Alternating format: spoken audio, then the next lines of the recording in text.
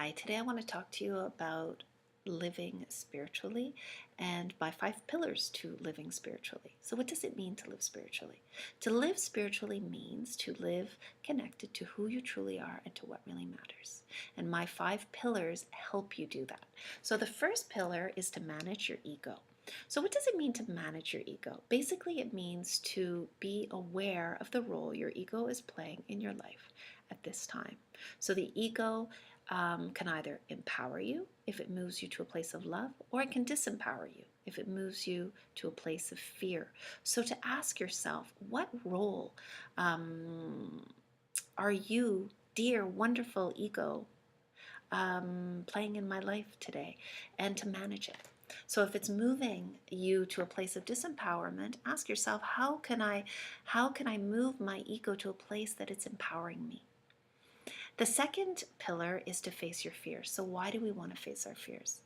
We want to face our fears because when we face our fears, we are invited to evolve, to grow, to learn. And when we face our fears, we move out of our comfort zone. And when we move out of our comfort zone, we expand.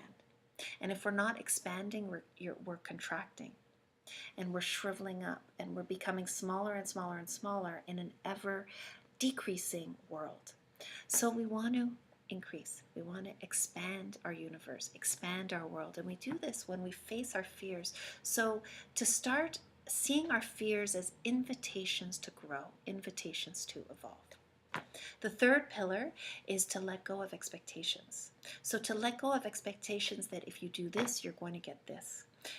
Expectations of money, expectations of recognition, and just to do what you love and to focus on living from a place of love, doing what you love with the people you love, and then you know that your needs and desires will automatically be filled. Perhaps not in the way you're thinking with your head or that other people expect from you, but when you live from your heart and you just do what you love and you have no expectations, your needs and your desires are always met. And we're usually surprised. The fourth pillar is to take responsibility for our life. So this really means to stop playing the blame game. So to take responsibility for whatever happens to us, the good, the bad, the ugly. And this doesn't mean that, that other people aren't to blame also. But that's not really your concern. Your concern is to find your responsibility in whatever's happened. So for instance, if you've had a fight with someone, to realize that I'm responsible for this fight. The other person might be responsible too, but I take my fair share of the responsibility.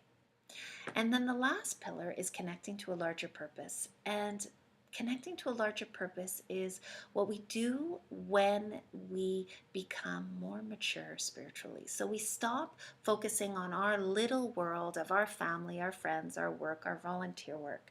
And not that it's a little bad world, it's a beautiful world, but it's still a small world. We want to connect to a larger world, which is the world of man, humanity, and asking ourselves, how can I serve? How can I serve? How can I use my unique gifts, my unique skills to serve mankind? So these are my 5 pillars. If you'd like to learn more about my work, about my yoga, about my meditation, about living consciously, please visit my website, NicoleRoland.com. And I look forward to sharing more with you. Namaste.